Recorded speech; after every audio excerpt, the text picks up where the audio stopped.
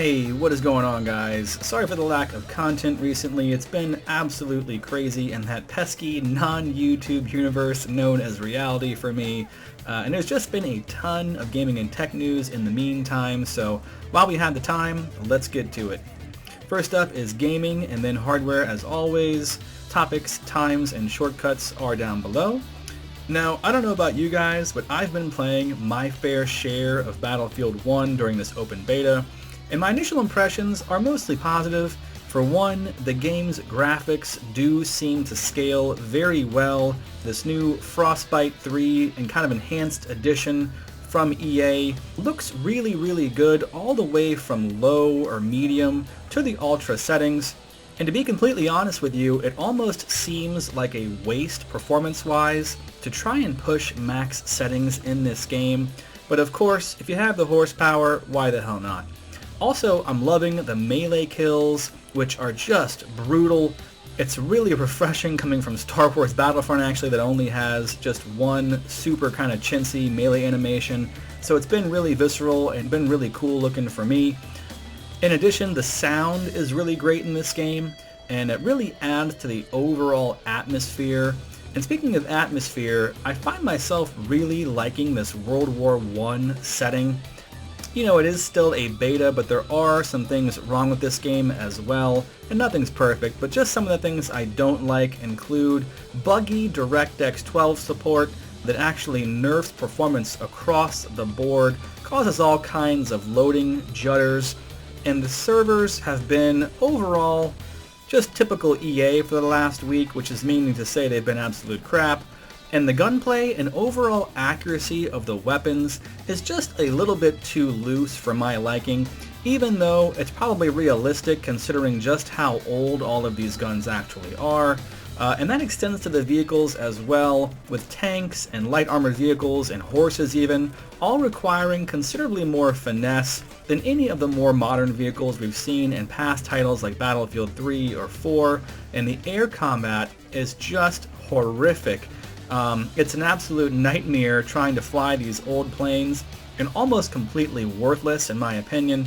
In fact, it's a good thing they start you off in the air in these vehicles, because if they started you off on the runway, I'm not sure they'd ever make it off the ground.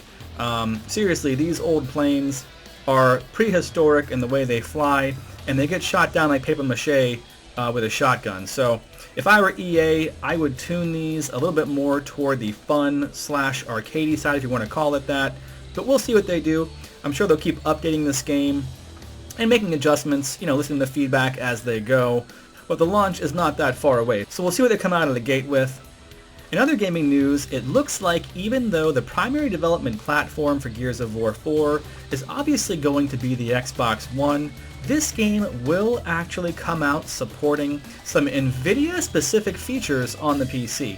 In a recent interview, creative director Chuck Osaya says the game will use NVIDIA's proprietary PhysX technology for things like enhanced wind flares and possibly some additional particle acceleration effects, which already look absolutely incredible by the way. Of course, the PC version will also support AMD hardware as well. In fact, the developer has released the official system requirements for this game, and as you can see here, whether you're using AMD or NVIDIA for your GPU, or Intel or AMD for your CPU, the requirements will be no joke and pretty steep indeed. That being said, the game should scale and run very well across a broad range of hardware. The developer is promising lots of graphical options that you can set to gain performance or visual fidelity, and dynamic resolution scaling all the way up to 4K. So there should be plenty of options to tinker with, and some in-game leeway built in to keep this game running smoothly, trading a few pixels here and there in favor of consistent performance, which is just fine by me and was actually the topic of my first video ever. I don't want to say I told you so, but I told you so. Dynamic settings, dynamic resolution. I've seen this in the last few UWP titles such as Forza Apex on the PC, which has dynamic scaling for everything, and some other titles as well. And this is just another one that will basically let your system utilize, or let the game utilize rather, all resources available in your system to their maximum capacity and give you the most consistent and best looking experience at any given point in the game that's possible on your machine. So I'm a big fan of it. If you guys want to hear me mumble for about 10 minutes in my first video, it's pretty funny. Check it out.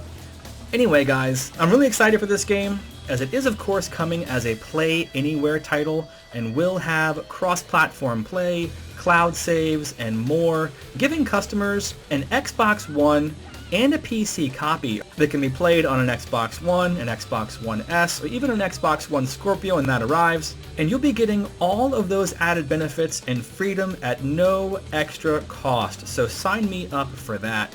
Hell, if they made that a reality for Battlefield 1, I'd buy that game in a heartbeat. But it probably won't happen. You know, I'm sure EA would rather milk me for every dime with DLC packs once every 6 months, just like with Star Wars or Battlefield 4 or whatever. So I'll probably hold out until that game comes to EA Access as part of my whopping $2.50 a month subscription fee, and I'll get all the DLC for free at that time as well, so I can live with that and I can wait. But moving on to hardware here guys, it looks like super sneaky NVIDIA, as I'm going to start calling them, is back at it again with the GTX 1050. Now, rumors have this GPU launching sometime in between October and December of this year, obviously, for around $150, with performance being somewhere in between an RX 460 and an RX 470. At least that's my expectation based on the specs.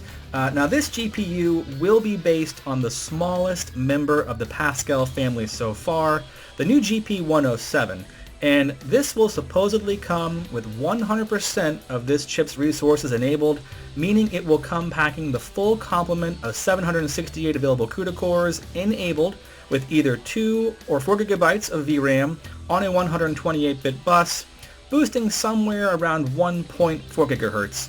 And while this card will be very power efficient for sure, just like the rest of the Pascal family, I'm not sure whether or not this chip will come in under 75 watts TDP and be able to go into systems with only PCIe power available. But either way, it seems to me that NVIDIA is likely to release a further cut down version of GP107 to fill that entry-level, approximately $100 price gap. After all, not every GP107 they make will come out at 100% perfect, with all the parts working, 100% effective. So having a lower end SKU just makes sense to have somewhere to sell all of those chips and to fill out their product portfolio for customers wanting an even less expensive GPU that they can surely slap into any box with an open PCIe slot. And I'll bring you guys some performance numbers on that, power draw, etc. as it becomes available. But in some Team Red news, CPU news, it looks as though AMD have recently amended their contract with GlobalFoundries. While AMD will continue to use GlobalFoundries for the majority of their manufacturing needs, at least for the foreseeable future, they are now open to using other foundries as well, if they need to or have a desire to do so. Now, AMD will have to pay to kind of sneak out a little bit on GlobalFoundries. They're going to have to pay them a good chunk of money to be able to fabricate chips in other places. But what this says to me is that AMD may be looking to move some of their production, possibly of their higher end, higher clocking parts for Zen CPUs or perhaps Vega-based GPUs, over to a company like TSMC with their 16nm FinFET process serving NVIDIA very well right now. In terms of the clock speeds they're able to achieve, AMD may want in on some of that action to deliver higher clocking parts.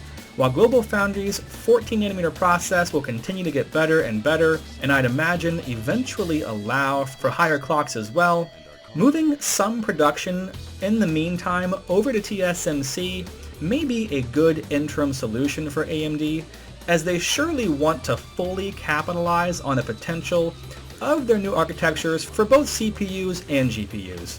Just a disclaimer, and I'm sure many of you are already aware, that a lot of the ability to hit those higher clock speeds is of course largely due to the architectures of these chips, All I'm saying is that a move in the process may still have a positive impact, or possibly even a negative impact. It's yet to be seen, but it is an interesting amendment to their deal with GlobalFoundries, considering AMD again will have to pay them a good chunk of change to let them manufacture chips in other places. So to me, logic says there must be some reason for this, and I imagine that's what it is.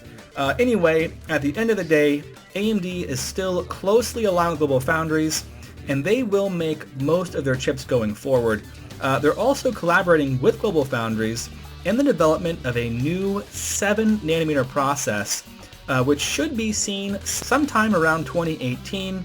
This new 7nm process will bring with it such monster CPUs as the newly announced AMD Starship, which is set to have 48 cores, 96 threads, a really cool name, and just be a monster of a CPU for the server market, with that many cores on a 7nm node, and likely using enhanced Zen Plus cores with even greater IPC and efficiency. Those should be just incredible chips in terms of performance and power consumption. I'll take 2 of those in my home rig ASAP, please.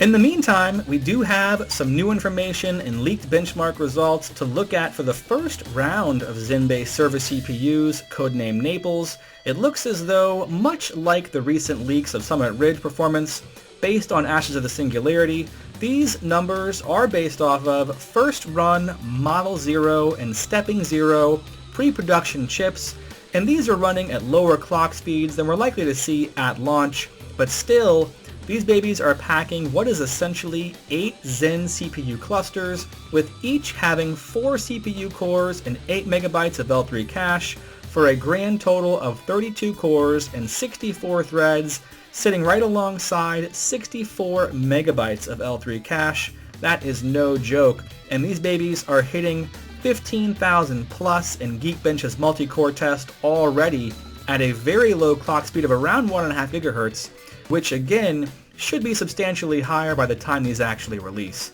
Now, coming back down to reality somewhat, and getting back into the consumer level CPUs and APUs, it looks as though we'll be seeing AMD's shiny new socket AM4 debuting very soon. Recent rumblings pegging the initial batch of motherboards set to launch sometime in October, with those boards going out to OEMs pretty soon here in the coming weeks. Those will launch alongside the only non-Zen based chips that will ever fit in that socket, the new Excavator core based Bristol Ridge APUs. Now, these chips are supposedly competitive with the Core i5 Skylake in terms of CPU processing, and will feature much better graphics than an Intel chip will give you, and that's just a fact. But these chips are also reaching parity with Skylake in terms of performance per watt, with the 65 watt part being the top end part, and I'll be interested to see how these actually fare in third-party benchmarking comparisons. But these chips are now fully integrated SoCs, the first of their kind from the company, and will include features such as PCIe lanes, USB, and SATA controllers all on the chip themselves, and ultimately coming out of that AM4 socket itself into the rest of your system. So OEMs or system builders can pair these new SoC APUs with a new chipset from AMD, ranging from the A300 for compact systems to the A320 to the B350, which is more of their mainstream market desktop chipset. All of these supporting even more PCIe lanes, NVMe for interfacing with high-performance SSDs and upcoming 3D XPoint technologies, as well as additional I/O like USB 3.1, Thunderbolt, etc. These chipsets are really aimed again at the mainstream desktop market and compact market, and AMD will be launching an even more robust chipset alongside the Zen-based Summit Ridge CPUs later this year, with true volume availability starting off in 2017. It's still unclear whether these early chipsets will support the higher TDP of 95 watts versus the top-end 65 watts in Bristol Ridge APUs, or the upcoming high-performance desktop Summit Ridge CPUs. I think it's pretty likely that they will just require a BIOS or UEFI update. And of course, you'll have to add in a dedicated GPU if you plan on getting an image on the screen, as Summit Ridge will not include an integrated GPU. But I'd imagine that any board that you buy now that's AM4 compatible will be able to accept a Summit Ridge CPU later down the road. So these Bristol Ridge APUs, again, are supposedly as fast as a Skylake i5 out of the gate. They have much better graphics on board. So these should be immediately compelling for the home theater PC market and all-in-ones, as well as those looking for a system that performs admirably for CPU tasks and has a pretty rockin' GPU built in as well and won't cost you an arm and a leg. Future expandability and upgradability is just another bonus, so that's pretty cool. Now, last up, with AMD making all these moves to get competitive in the CPU market once again, Intel has got to do something, and they are doing something that I have not seen them do in a long time, and that is to push the envelope. Intel's new Kaby Lake CPUs, due out around the same time as Summit Ridge, will come with stock clocks higher than we've seen yet, peaking at 4.2 GHz base and 4.5 GHz peak turbo boosting frequency on the high-end Kaby Lake CPUs. While it's unclear just how much higher these chips can push over and above that, when overclocked, it is clear that Intel knows there is some competition brewing, and they're making a push on their factory clocks as a result. Intel, for the past few years, has released chip after chip after chip, families of chips, with even the higher end chips not really reaching their potential in terms of clock speed, and all of them having a ton of headroom to overclock in the past. And again, I just don't see that being the case here. I think that they really are pushing that ceiling up because they realize that they have to compete with these higher core parts from AMD with similar IPC. So, I for one have enough IPC as it stands. I'm on Skylake i7 right now, and when my next upgrade comes around, I'll be trying to find more cores and threads. So I am strongly considering Summit Ridge, and I'm sure I'll make that assessment versus Broadwell E when the time comes. But these new Kaby Lake chips could be great for those folks that just want really good, lightly threaded or single-threaded performance. I don't know who those folks would be, but these will be available to serve that purpose later this year. So guys, I really want to thank you for all checking out this video again today. I appreciate you guys whenever you tune in and all the support. I just want to bitch at you guys for a moment, and I'm sorry to do it, but it really pisses me off. I had a video cooking for you guys over the last week. I've been working on a lot, and I haven't been able to finish this video just because the information that I require is not available, and it's a massive problem. And when I say it's a problem, I'm talking about reviews. I'm talking about reviewers, other websites that, in my personal opinion, are not doing this stuff right. And I hear a lot of these guys say it all the time, it's too much work. We're giving you guys new numbers, and we're giving you guys old numbers. So what I'm saying there is, let's say a guy's comparing a GPU, and he's comparing a GPU today. He's comparing that on a system clocked at 4.4 gigahertz with 8 cores, 16 gigabytes of RAM, certain SSD or whatever, but they don't give you consistency. His numbers from what he has benchmarked 6 months ago or 3 months ago or 1 month ago, I cannot find anywhere a person or a site or a reviewer of any kind that has maintained consistency throughout all of these releases for the past 2 or 3 months. And the topic I wanted to bring you guys was just how far we can push these GPUs, what is their maximum potential, and where does that actually get us in terms of performance and value. And it's just not available. I've seen some sites that have some pretty close information, but again, they've changed the resolution, they've changed the benchmarks, they've changed something, and it just pisses me off. If I ever get to a point where I can actually bring you guys information like that, I will guarantee you it'll be consistent, apples to apples comparisons. I won't give you guys, old driver versions of benchmarks. I won't give you guys different hardware in benchmarks or resolutions in benchmarks. I'm going to give you guys straight up real testing done at the same time. And if I have to shorten the list of available GPUs I'm benchmarking or CPUs I'm benchmarking or whatever the case may be, I'll do that. But I will not give you guys new crap compared to old crap that has everyone thinking it's the same crap. That is just crap in my opinion. But anyway, my search for legitimate, reliable, and consistent information that is fair to the products and fair to the people viewing those products will continue. And until the next time, enjoy what you got so far. Be grateful for today. Game on. Peace out.